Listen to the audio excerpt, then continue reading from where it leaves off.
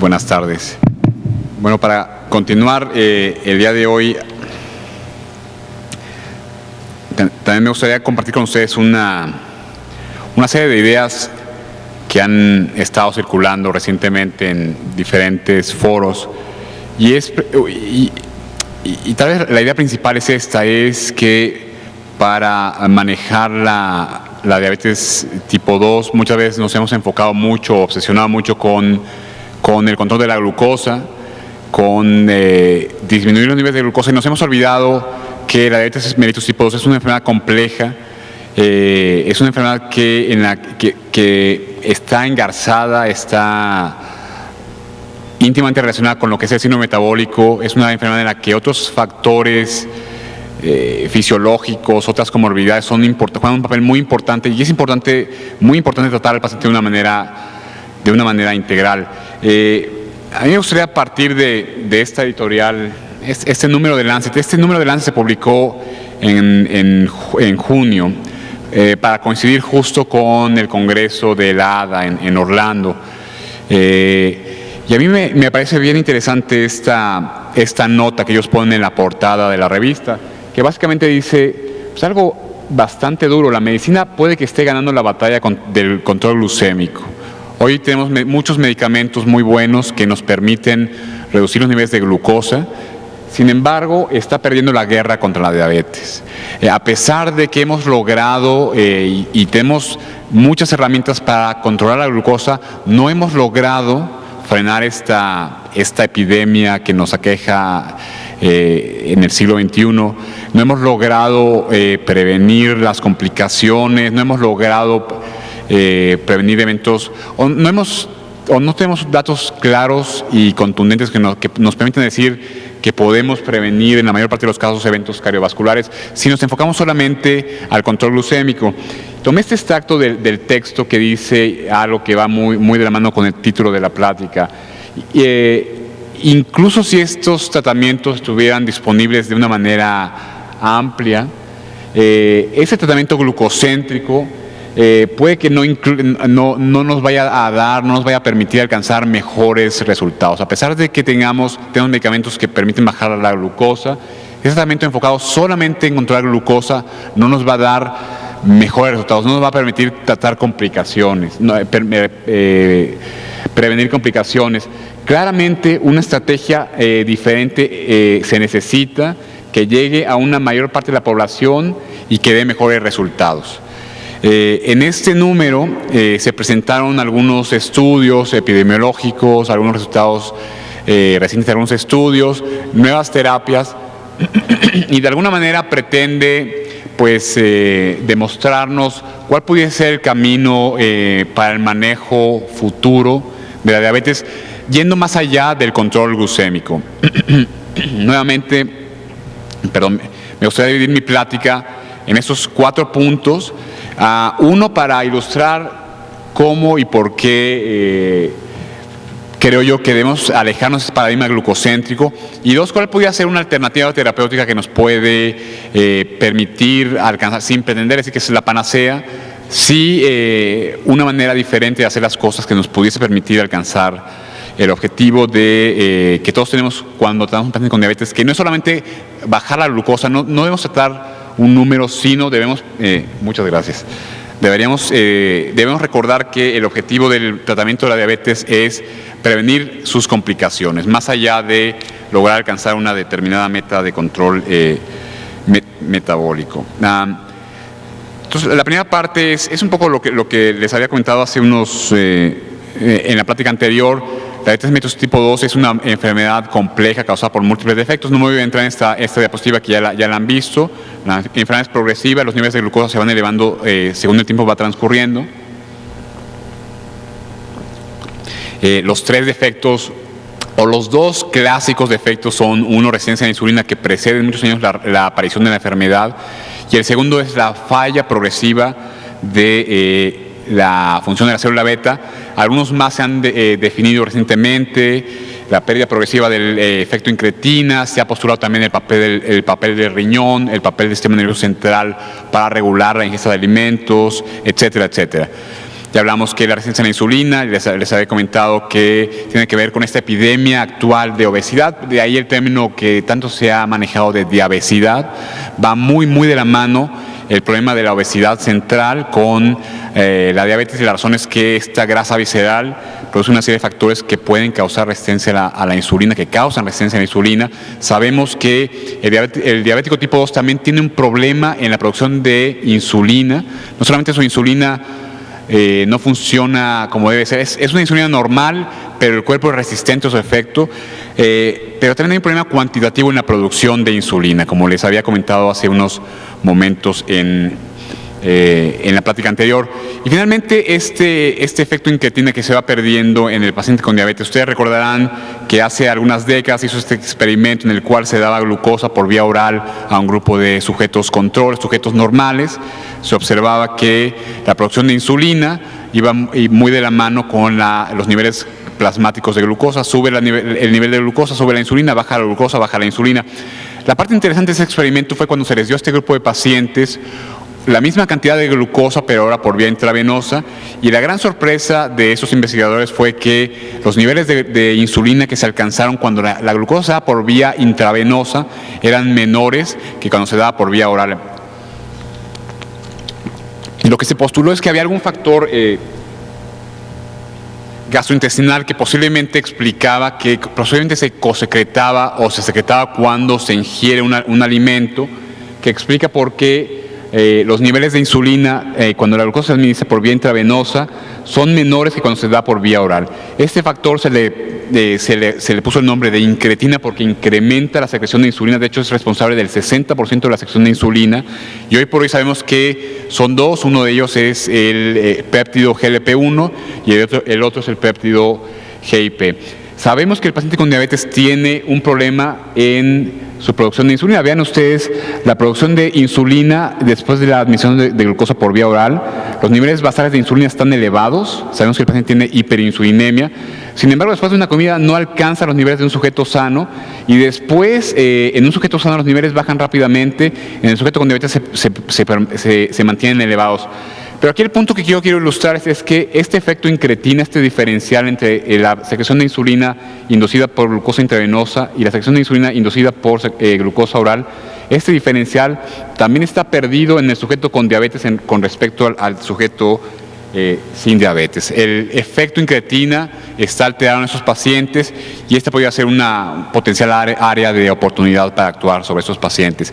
Ahora, yo quisiera mostrarles algunos datos que nos hablan sobre la relación entre glucosa y complicaciones cardiovasculares, y además entre la relación entre control glucémico y complicaciones cardiovasculares, que no es lo mismo. Sabemos, y hay mucha evidencia epidemiológica, que niveles altos de glucosa, el tener diabetes, se correlaciona con un incremento en el riesgo de mortalidad cardiovascular. Algunos estudios epidemiológicos hechos en Europa y en otros países del mundo han mostrado que a mayores niveles de hemoglobina glucosilada, mayor riesgo de mortalidad cardiovascular. Otros estudios han mostrado también que la glucosa en ayuno y la glucosa postprandial se correlacionan también muy bien con el riesgo de muerte cardiovascular y de eventos cardiovasculares. Es decir, a mayores niveles de glucosa en ayuno, mayor nivel de glucosa postprandial, mayor nivel de hemoglobina glucosilada, mayor riesgo de eventos cardiovasculares, lo cual no es lo mismo que decir que disminuir estos niveles nos permite prevenir estos eventos. Y esto es tal vez el punto que quiero utilizar para romper un poco con este paradigma glucocéntrico. Si bien es cierto y está bien demostrado que reducir los niveles de glucosa muy potentemente previene las complicaciones microvasculares de la diabetes, es decir, retinopatía, nefropatía, neuropatía, la evidencia que sugiere que reducir los niveles de glucosa reduce eventos cardiovasculares no es tan clara. Y voy a tratar de irla revisando con ustedes. Voy a regresarme a este estudio que ha sido tan importante, que he mencionado ya y seguramente se va a mencionar varias veces en estas pláticas, el estudio prospectivo de Reino Unido, UKPDS, y algunos otros, que voy a ver con más detalle un poco más adelante. Ustedes recordarán el estudio UKPDS, realizado en el Reino Unido.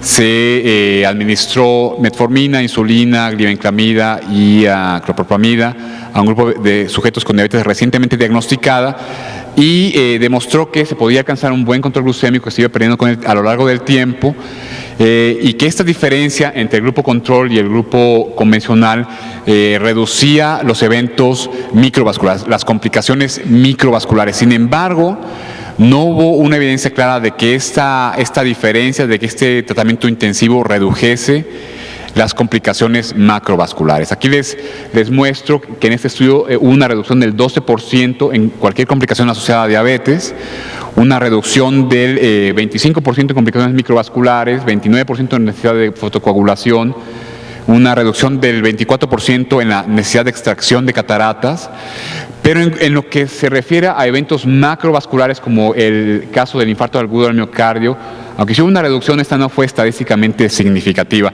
Esos son datos de la cohorte de pacientes que estaban en terapias proveedoras de insulina, es decir, insulina y sulfonilureas. En el caso de la metformina sí se observó una reducción significativa en el número de eventos cardiovasculares, en particular infarto agudo del miocardio. Pero bueno, en general, esto fue un poco una sorpresa, que a pesar de lograr reducir complicaciones microvasculares, no se logró un impacto significativo en las complicaciones macrovasculares. Ahora, una pregunta que nos hicimos por muchos años, el UKPDS se publicó en los años 90, a finales de los 90, una pregunta que nos hicimos fue que a lo mejor no habíamos logrado una meta de control lo suficientemente agresiva, no habíamos bajado la glucosa lo suficiente para alcanzar una reducción significativa de eventos cardiovasculares, y por ese motivo se planearon estos 3 estudios, el estudio ACCORD, el estudio ADVANCE y el estudio del veteranos. Y esos estudios, más que evaluar una terapia en particular, un medicamento en particular, lo que evaluaron fue si una meta más agresiva podía prevenir o reducir la tasa de eventos cardiovasculares. En el estudio ACCORD se buscó una meta de una A1C de 6%, que es una meta bastante agresiva. Ustedes recordarán que la meta que sugiere la Asociación Americana de Diabetes es 7% menos. La meta que sugiere nuestra norma oficial mexicana es 6.5 o menos. Y en este estudio ACCORD se pretendía comparar alcanzar una meta de 6% y comparar esto con una meta de 7 a 8%. Es decir, un grupo con tratamiento intensivo contra un grupo con un tratamiento un poco más laxo. El objetivo del estudio era evaluar el impacto en mortalidad cardiovascular, infarto agudo del miocardio no fatal y enfermedad vascular cerebral. En el estudio ADVANCE, aquí se valoró el efecto de glicasida y otros agentes para alcanzar una meta también bastante agresiva, una meta de A1C de 6.5%, comparada contra una meta estándar.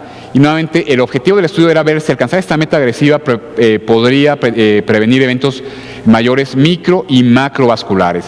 Nuevamente la idea era, en UKPDS a lo mejor no alcanzamos una meta muy agresiva, ¿qué tal si somos tenemos una terapia más intensa y alcanzando una meta de control más baja podemos prevenir complicaciones macrovasculares? Finalmente, el estudio del Hospital de Veteranos nuevamente pretendía reducir la A1C en 1.5% contra un grupo tratado de manera convencional para valorar el impacto en eventos cardiovasculares. Aquí están los 3 estudios, un poquito a vuelo de pájaro para que se den una idea de qué tipo de pacientes fueron incluidos.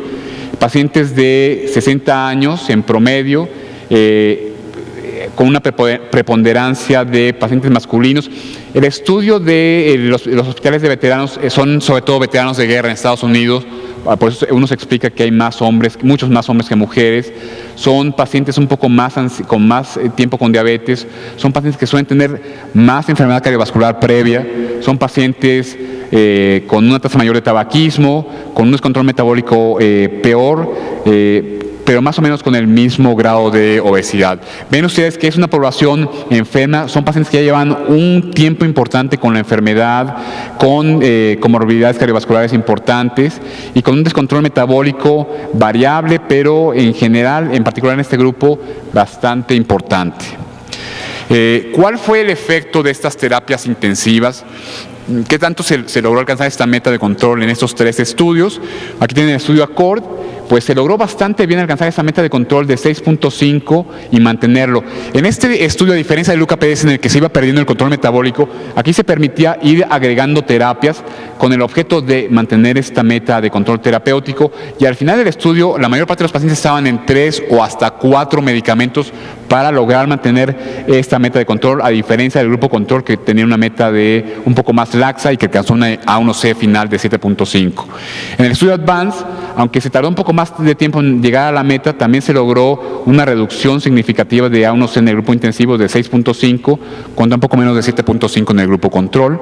Y en el grupo de veteranos también se logró una diferencia importante, una A1C cercana a 6.5. Estamos hablando de estudios que lograron alcanzar metas de control muy agresivas, o reducciones bastante importantes de hemoglobina glucosilada. Aquí las pueden ver ustedes, en el estudio de veteranos 6.9, en el ACCORD 6.4, en el estudio Advance 6.5. Este es el nivel de glucosa que se alcanzó en el grupo control en los 3 estudios. La diferencia entre el grupo convencional y el grupo control fue de 1.5, entre 0.8 y 1.5. Y con respecto a la basal, sí se lograron disminuciones bastante importantes en la hemoglobina glucosilada. Es decir, que el objetivo de controlar o de alcanzar una meta de control muy agresiva en esos 3 estudios sí se alcanzó. Se logró, utilizando 3 o 4 medicamentos, alcanzar una meta de control bastante agresiva. Muy importante, un esfuerzo muy arduo, pero se logró este objetivo. Ahora, la pregunta original del estudio no era ver si uno podía llegar a esta meta de control. Sí, al alcanzar esta meta de control uno podría prevenir eventos cardiovasculares. Aquí ustedes pueden ver el objetivo primario de los 3 estudios: muerte cardiovascular, infarto agudo no fatal y enfermedad vascular cerebral no fatal. En ACCORD, en Advance, muerte cardiovascular, infarto agudo no fatal, básicamente el mismo objetivo. Y en el estudio de los veteranos, un objetivo similar, pero que también incluía hospitalización por insuficiencia cardíaca y la tasa de revascularización. Y la gran sorpresa aquí fue la siguiente, que no se observó una reducción significativa en ninguno de estos objetivos. Uno quiere decir que la diferencia entre el grupo control y el grupo intensivo es 0. 0.9 quiere decir que una reducción del 10% en estos eventos en el grupo intensivo. Sin embargo, como nos muestra el intervalo de confianza, esta reducción no fue significativa, dado que el intervalo de confianza cruza la unidad. De manera similar en Advance, una reducción del 6%, no significativa. Y en el estudio de veteranos, una reducción también no significativa en el número de eventos cardiovasculares del 13%. Esto en sí mismo ya en cierta manera es un resultado que no nos causa cierto malestar. A pesar de haber logrado controlar al paciente de una manera muy agresiva, no pudimos demostrar que había una disminución de eventos cardiovasculares. La gran sorpresa vino aquí: el riesgo de mortalidad general en el estudio ACCORD, entre los pacientes tratados de manera intensiva, se incrementó un 22%, y esto sí fue significativo. Esa fue la razón por la cual este estudio fue terminado tempranamente. Es decir, el tratamiento agresivo de la diabetes en este estudio se asoció con un incremento en la mortalidad. Esto fue un poco algo que va en contra de lo que pensamos. Pensamos que al ser agresivos, al controlar la glucosa de una manera muy intensiva, íbamos a prevenir muertes o por lo menos eventos cardiovasculares. Y, oh sorpresa, no se logró demostrar una prevención de eventos cardiovasculares, incluso un incremento en la mortalidad, la cual no se observó en los otros estudios, afortunadamente. Pero sí, esto nos dejó un mal sabor de boca. ¿Qué está pasando? ¿Qué pasó en este estudio? ¿Por qué no se logró, a pesar de alcanzar una meta de control muy agresiva, por qué no se logró una disminución en eventos cardiovasculares? Hay 2 posibles explicaciones. Una de ellas es que tal vez estos pacientes tienen una mala memoria metabólica, un mal legado metabólico, y ahorita me voy a explicar a qué se refiere este concepto. Y otra posible explicación es cuál fue el papel de la hipoglucemia para causar estos eventos cardiovasculares. ¿Qué pasó en estos estudios? Antes de adentrarme en los datos de ACCORD, Advance y el estudio de veteranos, quiero regresar un poco nuevamente al UKPDS. El UKPDS se terminó en los años 90, pero esos pacientes que estuvieron en el UCA-PDS se les siguió por 10 años más para ver qué pasaba con ellos después de haber salido del estudio. Hay un estudio muy similar que es el equivalente a UCA-PDS, pero en diabetes tipo 1, que se llama DCCT, eso solamente en diabetes tipo 1, que también duró 10 años, se publicó a principios de los 90 y también se les siguió por otros 10 años más para ver qué les pasaba a esos pacientes. Y creo que los resultados son bien interesantes. Este es DCCT, ustedes pueden ver cómo el tratamiento intensivo con insulina en diabetes tipo 1, logrando una meta de control de 7 con respecto al tratamiento convencional, en aquella época estoy hablando de los años 80, este estudio demostró que ese tratamiento intensivo previene complicaciones microvasculares. Sin embargo, cuando el estudio terminó, ¿qué pasó? Pues los pacientes que estaban en el tratamiento intensivo un poquito bajaron la guardia, se descontrolaron un poquito, y obviamente los que estaban en el tratamiento convencional intensificaron su tratamiento, alcanzando una meta de control de alrededor de 8% promedio. Los dos brazos convergieron, eso es de esperar, porque ya esos pacientes ya no estaban dentro del estudio. Ya ven, el estudio terminó aquí, y una vez que terminó, pues se bajó un poco la guardia en el grupo control. Cuando terminó el estudio, no se logró mostrar una diferencia significativa entre el grupo intensivo y el grupo control o convencional en cuanto a eventos cardiovasculares. Sí se demostró una diferencia bien importante en eventos microvasculares, complicaciones microvasculares como retinopatía, nefropatía, neuropatía, y ahí quedó bien establecido que el tratamiento agresivo de la diabetes tipo 1 vale la pena porque uno puede prevenir muchas comorbilidades, pero no se pudo demostrar una reducción en eventos cardiovasculares nuevamente. Aunque una pequeña diferencia, esta no fue significativa, P.02. Ahora, ¿qué pasó cuando se le siguió 10 años más? Y aquí hubo algo bien interesante. Si bien al término del estudio no había diferencias en cuanto a eventos cardiovasculares, fíjense cómo, incluso a pesar de que ya no hay diferencias en el control glucémico aquí, las curvas se empiezan a separar. El impacto que tuvo este buen control metabólico desde un inicio comenzó a pagar dividendos en la segunda década del tratamiento, incluso cuando ya no se estaban tratando de manera intensiva, ya no había diferencias entre un grupo y otro. Esta diferencia que se manifestó casi 20 años después de este tratamiento intensivo, aun cuando se perdió esa diferencia en los últimos 10 años, pagó un dividendo importante en eventos cardiovasculares. Y hoy por hoy sabemos que el tratamiento intensivo, agresivo y oportuno desde el día 1 de la diabetes mellitus tipo 1 previene eventos micro y macrovasculares. Es un efecto que no se va a ver inmediatamente, pero a lo largo del tiempo hay este legado que le llamaron los autores de este estudio memoria metabólica, buena memoria metabólica, que nos hace que tengamos un impacto que tarda algunos años en aparecer, pero vale la pena, es algo que se observa y que se ha documentado.